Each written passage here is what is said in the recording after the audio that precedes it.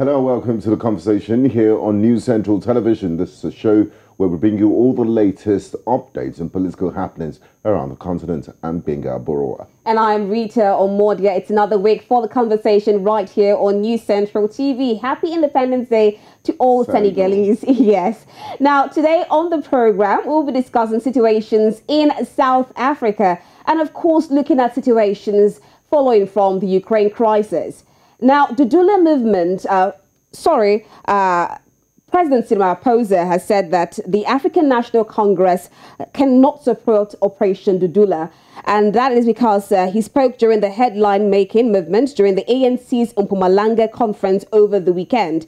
Now, he's described Operation Dudula as a vigilante-like force. He said, and I quote, "We cannot support a vigilante type of movement against a group of people, and particularly targeting them as foreigners and foreign nationals, because what we are doing then is just to divide our people on the African continent."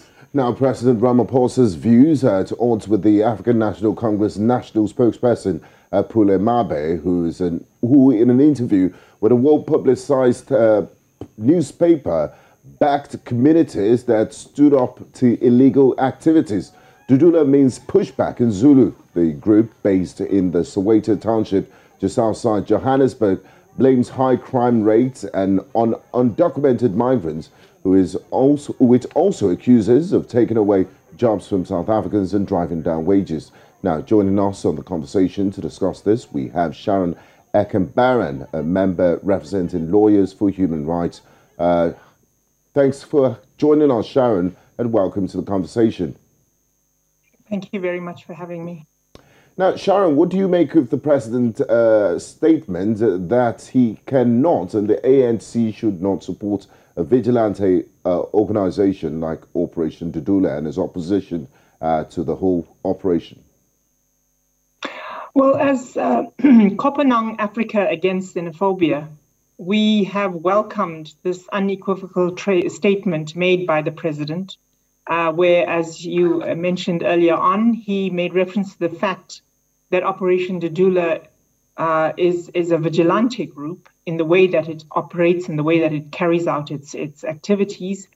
And he made the important point about the fact that we, as people living in South Africa, are part of the African continent, and that we're Africans that need to work together. And you know, what one of our slogans is one nation, one continent. That's what Copenhagen Africa stands for, and what we're hoping to achieve in working in communities in South Africa as we denounce xenophobia and related violence that we witness in our country. All right, Sharon, there are a lot of reasons, just like you suggested, why Ramaphosa said that this group is more like a vigilante group. But if you look at this now, the ANC national spokesperson, that is Pule Mabe, now gave a different opinion when he was talking to a very popular publication. And in the interview, he stated that he was in support of communities that stood up to illegal activities. Now, do we see discrepancies within the members of the ANC, or probably there's a different meaning to what Pule Mabe is saying?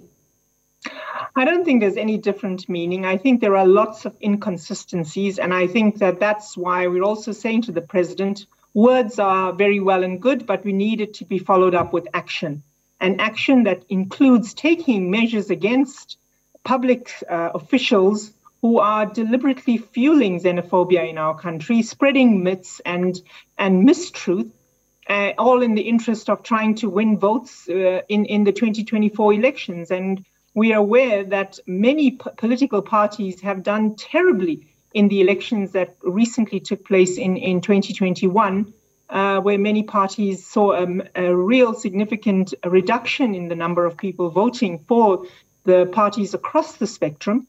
And so there seems to be this collaboration, this unholy alliance between parties like, Herman Mashaba's Action SA with the ruling party's African National Congress. And even we saw the economic freedom fighters,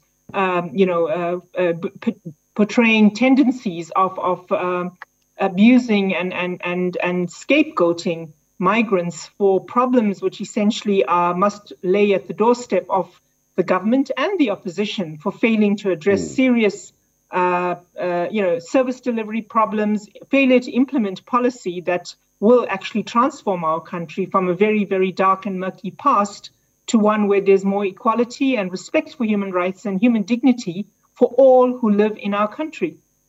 Now, Sharon, this is not the first time there's been an upsurge in anti-foreigner sentiment in South Africa. In 2008, there was a wave of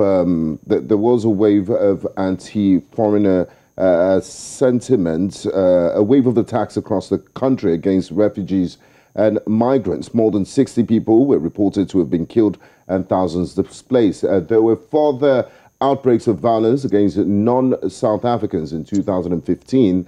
And 3 years ago, another rise in attacks on foreigners led to hundreds of Nigerians leaving the country. The question is, why is this happening now? What's the trigger for this new anti-foreigner sentiment we're witnessing with Operation Dudula?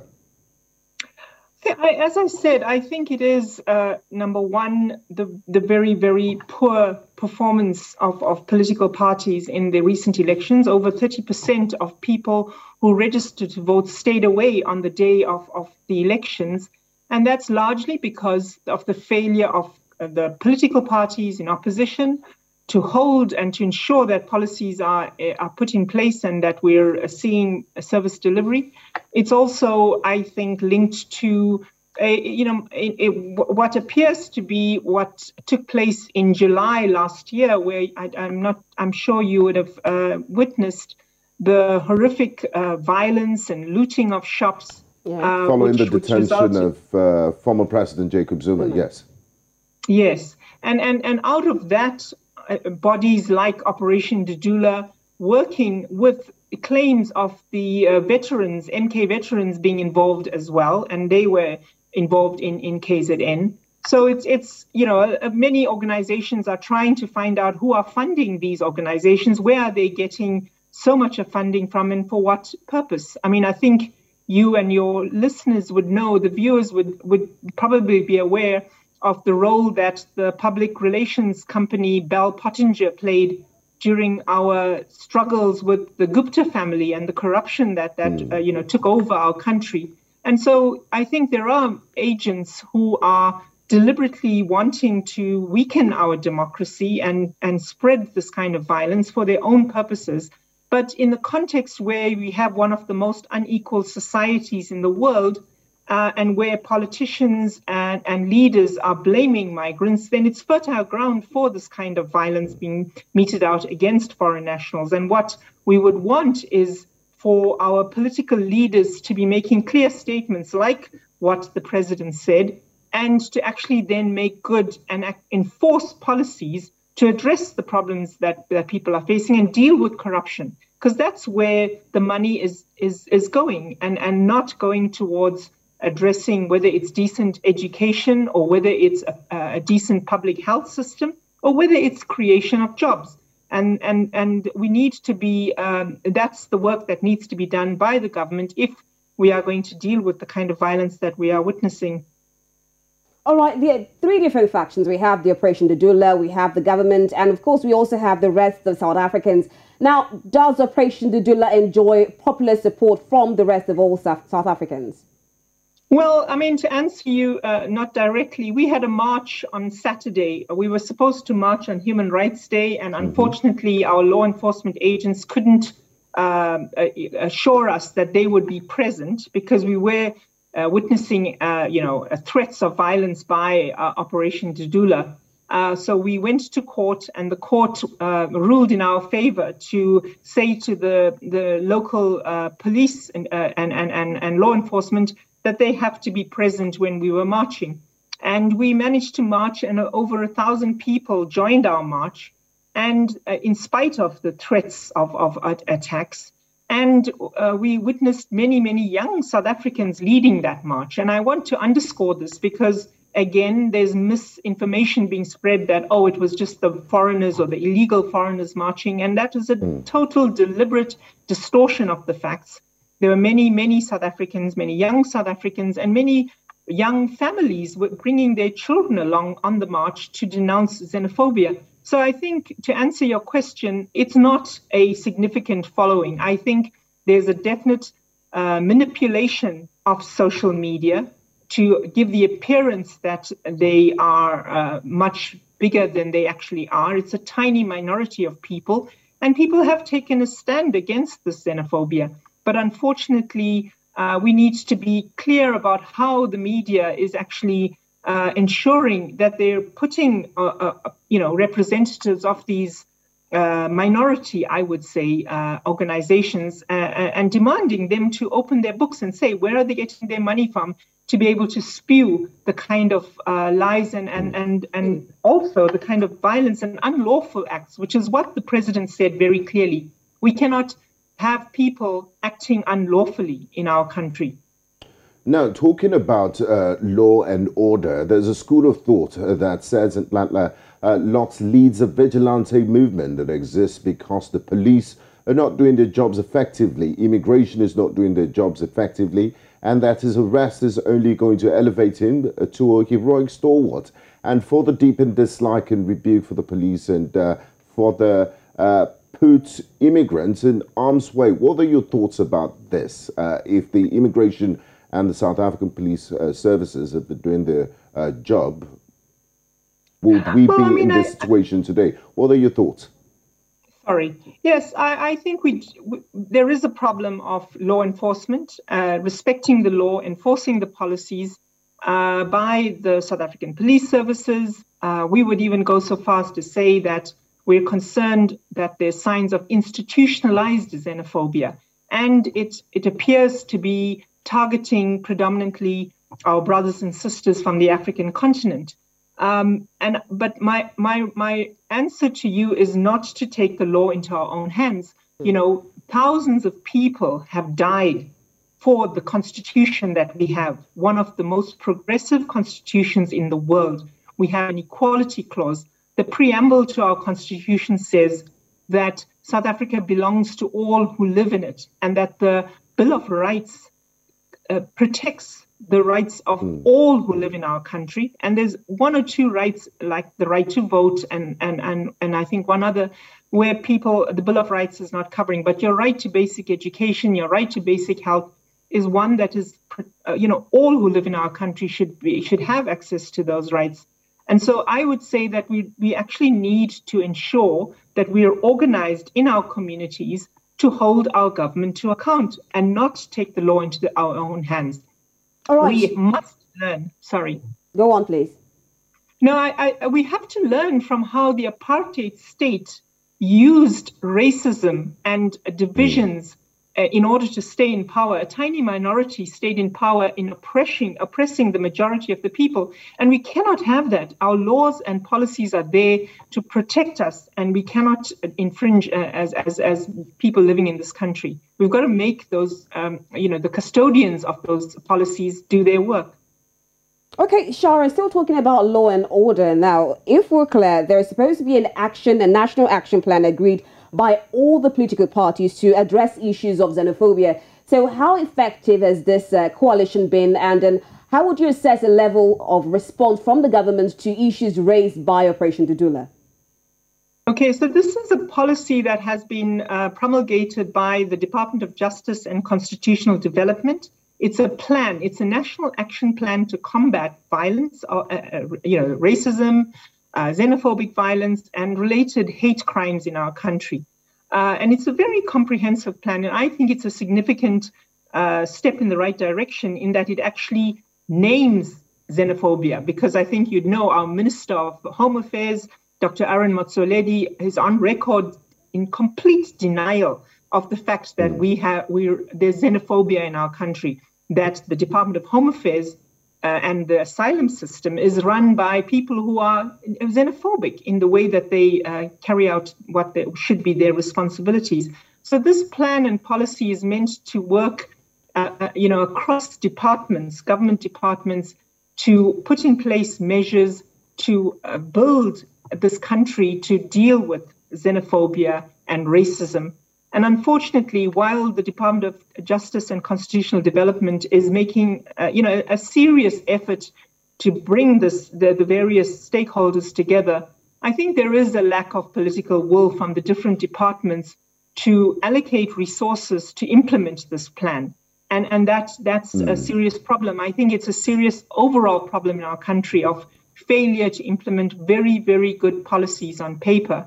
And I think finally, we need to ask this question to the Chapter 9 institutions like the South African Human Rights Commission, which is meant to be, again, custodians for the protection of human rights, is what's their role in ensuring as an oversight body what our government is doing to implement and enforce the National Action Plan to deal with these problems.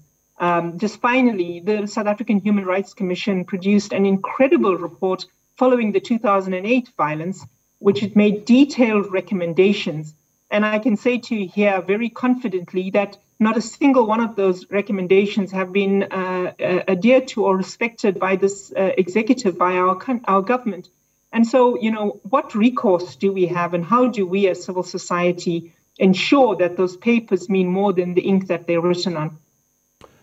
Now, Sharon, I recalled speaking to Jay Naidu, COSATU's founding General Secretary and a former government minister in the Republic of South Africa a few weeks ago about the subject of Operation Dudula and xenophobia in the country. He rightly condemned it as vigilantism, and he said, foreigners are an easy target because they're just there. So my question to you is this. We've seen the Zondo Commission reports that have come out. We've seen the grand scale of corruption. We've seen what multinationals and those responsible for the unequal society and the economic downturn in South Africa have done. It's huge. It's documented. So who's driving the conversation, and why would people assume that the next shopkeeper from Zimbabwe is taking his job, or the next, or his brother from Nigeria is his biggest problem?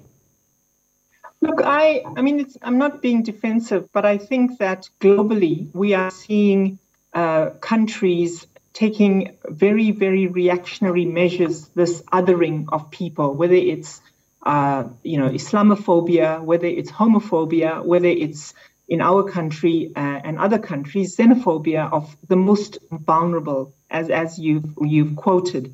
And I think that that's something that we have to, there needs to be an international attention paid on this, on how migrants, the most vulnerable, how they are treated by, and with a horrible rise of very, shocking levels of nationalism. And we must learn from our past. We must learn from what's happened in Europe and the kind of fascism and what happened.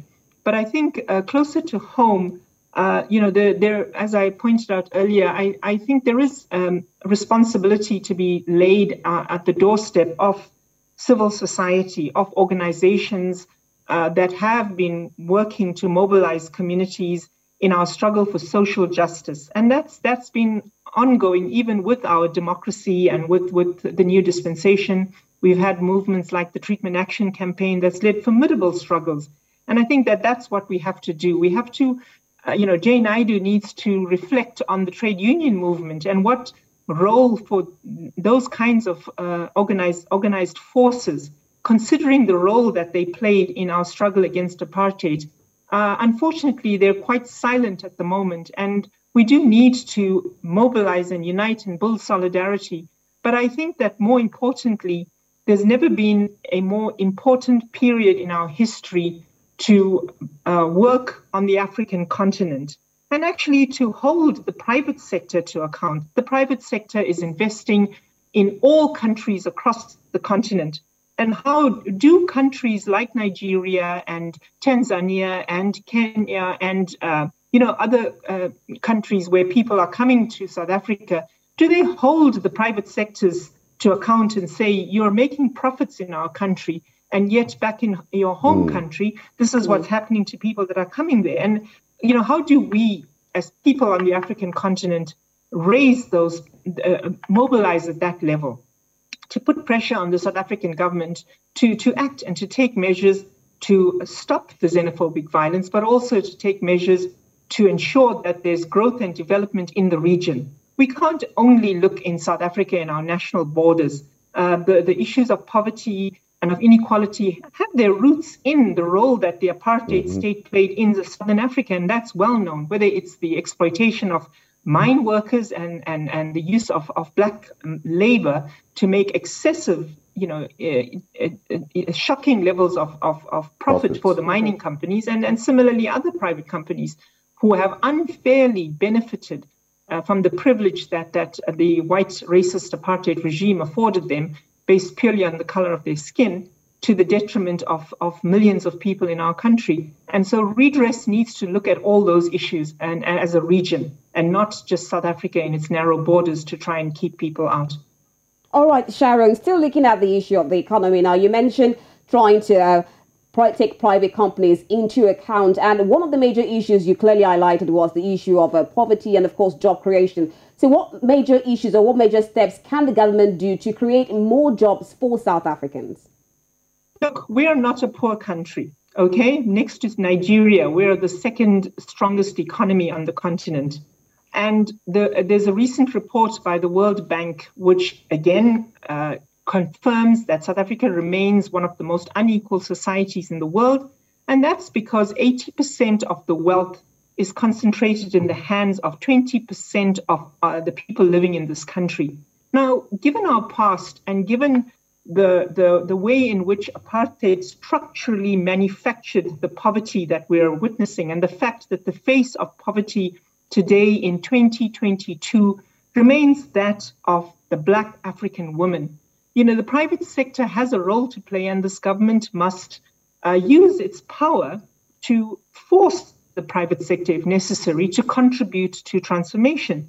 So a simple thing like a wealth tax, contributing towards addressing the inequalities, and that can be used for a basic income grant for, yes, it will be for all South Africans with an ID, but it will alleviate then the kind of scrumming, the scramble for crumbs that we then fight with each other, whether it's a job in the informal sector or whether it's working in the hospitality sector, which is basically modern day slavery, to be honest with you, with the kind of wages that people earn, if they earn wages at all. There's many stories of, for example, in restaurants where people work just for tips and don't even get a basic salary. So, the farms, there's a long litany of research that can show you the conditions that farm workers continue to work under, and farm workers who continue to be predominantly Black African people. So I think that there is a need for our government to say to the private sector that you have to contribute towards addressing what is contributing to the levels of violence that actually is no good for business anyway. And I think that the second point then is that we do need this government to deal with corruption. There's no point in raising these funds if it's going to be swindled off to companies like the Gupta family and people who are basically, counter democracy, for want of a better word. Thank you very much, Sharon Ekambaran, for being a part of the program. We do appreciate your insights and your contribution to this discussion. We appreciate your time. Thank you. Thank you. Thank you very much for having me. Okay, you're watching The Conversation. When we come back from the break, we'll be looking at African refugees. The European Union urged to embrace international refugee protection regime. Do stay with us. The Conversation. We'll be right back.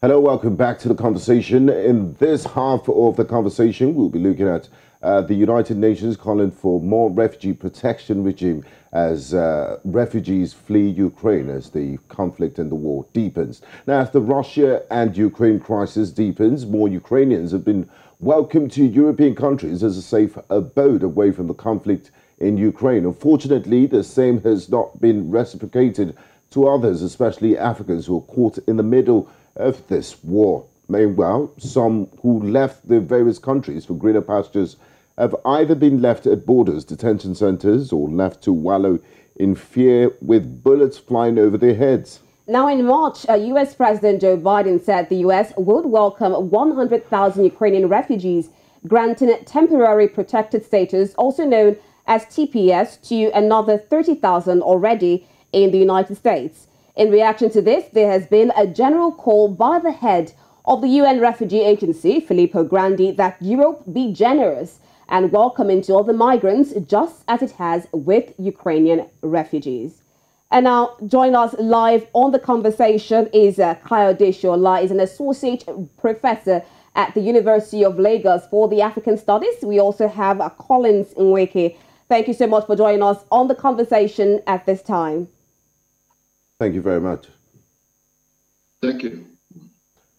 All right, so we'll start with you, Kayode. Now, judging from the swift humanitarian protections granted to Ukrainians escaping Russia's devastating invasion, compared to the reception of Africans fleeing the Ukrainian war and migrating, would you term it as racial bias? Well, not expressly. I mean, there's a background to it. Wartime is always a special time in the history of any nation. When there is war, the law is suspended. When there is war, normalcy is suspended. In fact, the time of war is when a modern state moves from what it is to Obesian state of nature, where man behaves as the rational, man whose life was, surrounded by selfishness at any point in time. So because of that, will you say that's the reason why they're reacting this way and only taking care of just Ukrainians and not Africans? What about Africans? I mean, even though it's in the time of war, is it that Africans cannot be treated fairly just like Ukrainians, as we're seeing? Especially protected while men are sent to war. Ordinarily, the law of any country will give equal opportunity to anybody. But then when there is war, certain people have to be protected, certain people have to be exposed to danger, inevitably so. It is just unfortunate that our own case in Ukraine is coming with racial dimension. There will always be priorities when you have situations of war. But when it's taking this racial dimension, it is not healthy, it is not ideal, it is condemnable, and UN must do just more to ensure that Black people in Ukraine who are running for their lives do so within the context of human dignity and decency. Now, we recall what happened in history. I'm moving to Collins Nweke. Thank you very much for joining us, Collins. Thank you. Thank you so much, Gbenga and Rita. Thank you for having me. Nice to see you again. Now, Collins, many migrants face horrific abuses in Libyan detention centers, while others die trying to make that perennial journey across the Mediterranean. It's become a graveyard of sorts. What do the West and NATO bear some responsibility? Because we know the genesis of the Libyan problem when they went in there to overthrow the regime of Colonel Muammar Gaddafi, and all of this refugee crisis and a lot of people trying to cross the border is from the destruction of Libya. It's a blowback. It's a result of a blowback from that incident and that period of history. Should the West bear more responsibility in accepting refugees because they created this conditions? Absolutely, Gbenga. Not just because the West was part of the problem, but also because refugees, people fleeing their lives, have protections under international law. So let us assume the best case scenario, which is that Europe had nothing to do with any of these, to do with the reason that those people are fleeing. They have a responsibility because they are signatory to the Geneva Convention to actually open their doors and at least listen to them, hear their story, and then make a determination as to whether they qualify for the refugee status or not. Now, but the point is this. I think the reason Europe is actually behaving in the bad manner they have behaved in the last period is because, they feel that a good number of the people that are fleeing Africa and other regions, especially coming in from the Mediterranean, actually do not qualify as refugees, that these are economic migrants. Well, they may have a point, but the fact is that if you do not, create the opportunity to hear their stories, you wouldn't know exactly, what that story is. That's one. And then two, I think they have felt for a very, very long time that if you build a fortress around Europe, it's going to be able to keep the refugees away. Well, they have discovered, sadly for them, that that is not the case. That no matter how high the wall you build around Europe is, refugees will continue to find one way or the other to get into the European territory. And unfortunately, they are actually using very, very dangerous, life-threatening means, like, we see people in the Mediterranean dying, some in the Sahara desert, and then, going through a country that is actually ungovernable at this moment, which is Libya, actually makes them even more vulnerable. So you see, some of those, in fact, all of those deaths of young Africans fleeing Africa in the Sahara Desert, the Mediterranean Sea, they are actually in the conscience of Europe. And I think the pendulum is beginning to swing differently now because, if you assess the European policy towards migrants coming in from that place in terms of, just restriction to what is happening now in terms of more acceptance, you will see that there is a slight improvement, but it just doesn't go far enough. So they can do more because they have a responsibility to do so. And one can only hope that, they will indeed begin to do more going forward. Okay, Collins, let's look at this temporary protected status, that is the TPS. We know that the Trump administration in the U.S. sought to end many existing TPS designations to restrict immigration, but an array of legal challenges actually halted its efforts. Now, with this call by the UNHCR head, Felipe Grandi, do you think Biden would try to reconsider temporary protected status for African immigrants? For a start, I think the TPS that relates to the situation in Ukraine ought to cover African migrants who were there, who were fleeing, the situation in Ukraine. Now, whether it will cover the rest of the African continent, those fleeing from Africa. Yeah. Is a different kettle of fish. But I do have something to say about the TPS itself. I do not think that it is right. And I believe that those who have challenged, some of them that have been challenged in the court, have actually, had their rights restored. Because refugee status is not something you predetermine. For Christ's sake, when there is an outbreak of war, people flee. It is not something you put a figure on. What you do, and that is in line with the Geneva Convention, is you open your doors, you receive them, hear their story, and then determine whether their story is admissible or not admissible. You don't put a figure to say we're taking 100,000 or we're 50,000 or we're going to give you temporal protection and so on and so forth. Those just doesn't work. Those are part of that tokenism that the West, continue to treat Africa with.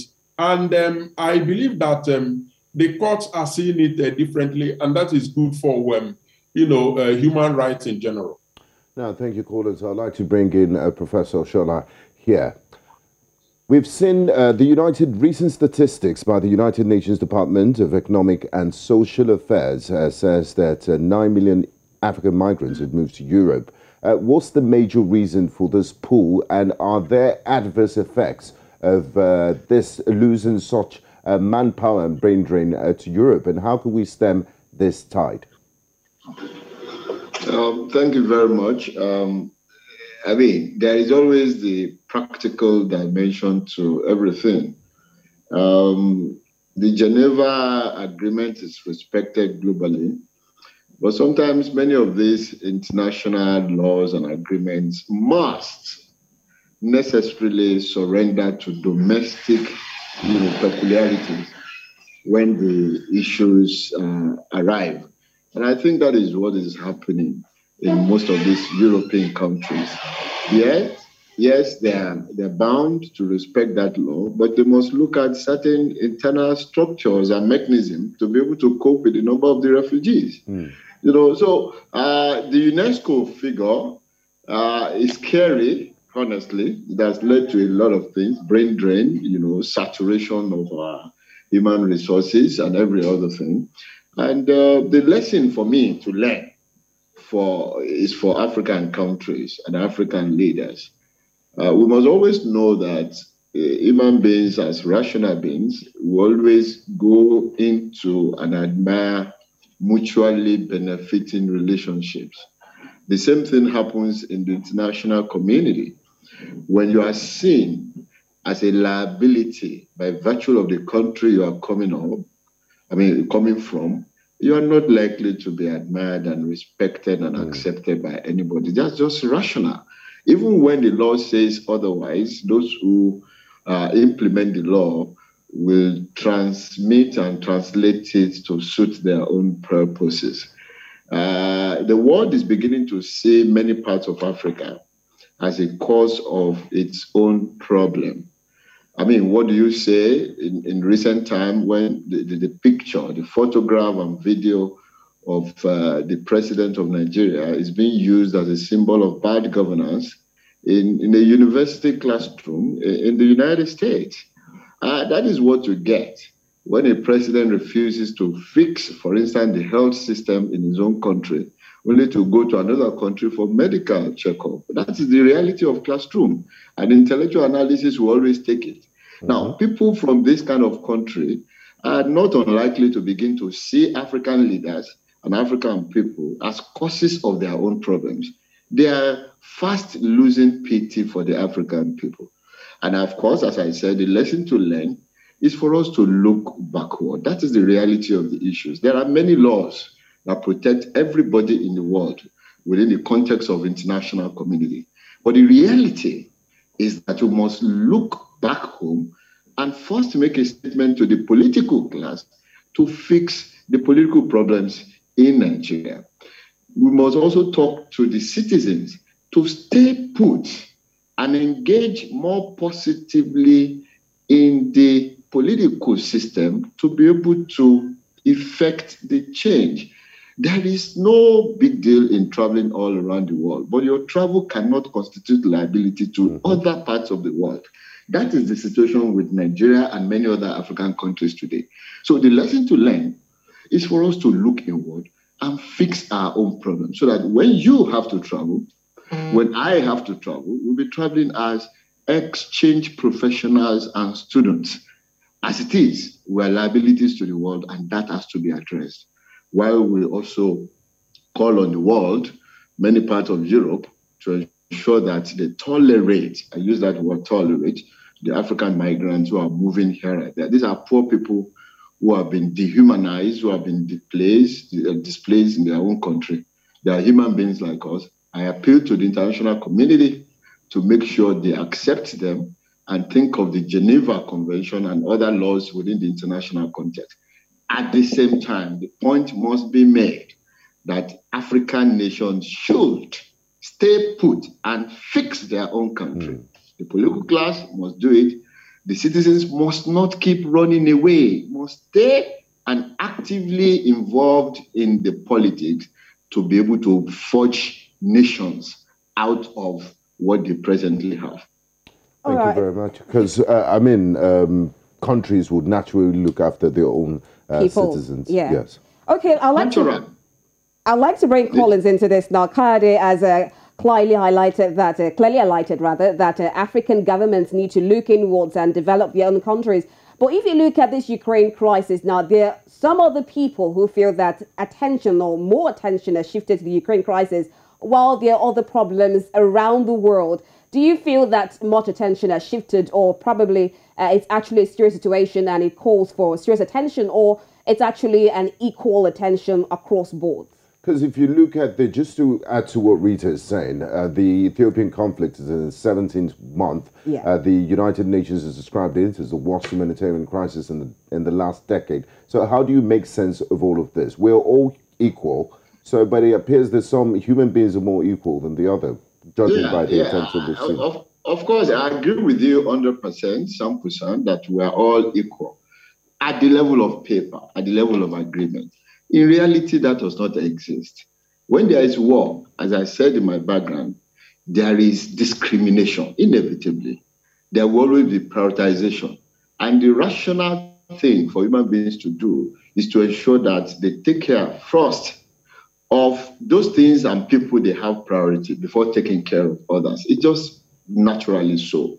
So laws operate, and we must respect the law. And that's why we are appealing to these citizens across the world to respect the international law and treat everybody as equal. But in reality, at the level of human rationality, it is not so. If you have a wife, you have a daughter, and you have a housemaid, and you have a megad, as we call it in Nigerian palace, in the situation of war, and you are confronted with the choice of having two, you and I know who will come first in your mind, because you are simply human. That is why the African people must stay put and fix their own polity. Laws are never enough anywhere in the world. Of course, there are paper, they are there, people will respect them, but when the chips are down, it will separate the weight from the charm. Okay. The call must emphatically go to the African government to rebuild the polity, to rebuild the educational system, to rebuild the health system, and prevent Nigerians from massively running to other people's countries to stress their own economy, to stress their society, to stress their social circle. It is not good. And that's the reality that we must face. So we must have a balance. Please fix Nigeria. Citizens, please stay put and positively engage in the political system to fix your country. You can then travel as exchange visitors and students. It is allowed within the context of globalization. At the other end, the people around the world in Europe in dealing with African refugees should respect the laws that govern international community and refugee, so that they come into the realization that we're all human beings, and those who are running from war are displaced, dehumanized, and of course they need pity more now than ever. Okay, quickly, let's hear from Collins finally on this particular issue. Do you feel much attention has been given to Ukraine than other situations in Africa and the rest of the world? I think what has brought us to where we are now in terms of, equality of treatment and all of that is a very narrow perspective or definition of national interest. Because the point that Prof is trying to make is that each country or region have their own national interests, and they want to put that national interest in the forefront in the decisions that they make. And of course, they have the electorate to think about. But I tell you something, a narrow definition of national interest will mean that countries in Europe will see a problem in Africa, for example, massive youth unemployment, youth underemployment, as a problem far from their bed. They will see sales of arms to Africa as legitimate business that brings money into their coffers. All right. They will see looting and some sort of policies that actually deplete the African economy and leave them high and dry as being in the best interest of those countries. But ultimately, when those things begin to happen and problems are created in Africa, those young people in Africa who are affected by the policies taken in Europe actually run or find their way to Europe, so it becomes their problem. So you see, you cannot see it always purely from the sentiment of, oh, this is my people, I need to protect them. You need to think broad, okay. because Colin, I think if I want to deduce from what you're saying, it's more protection for all, whether Africans or Europeans, because if they come into your country, they need protection for all citizens. We could go on, and I wish we could actually have you longer than this, but probably subsequently on the program, the conversation, we would deal with this squarely. Thank you so much for joining us on the conversation. My pleasure. Thank you for having me. Cheers. Thank you. So this is where we drop the anchor on today's conversation. It's been quite an interesting one. We spoke about Operation Dudula and now still refugee and migrant sentiment. It's been a pleasure having you join us. I'm Gbenga Aborowa. And I'm Rita Omodia. Till Wednesday. Bye-bye.